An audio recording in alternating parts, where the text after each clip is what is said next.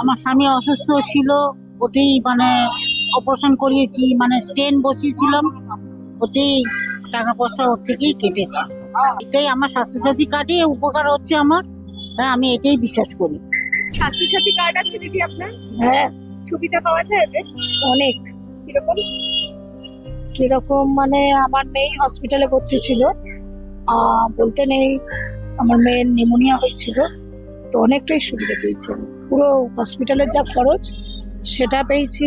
Even আমার শাশুড়ির একটা পেটের অপারেশন হয়েছিল, ওতেও পুরো সুবিধা, গাড়ি ভাড়া সব দিয়েছে।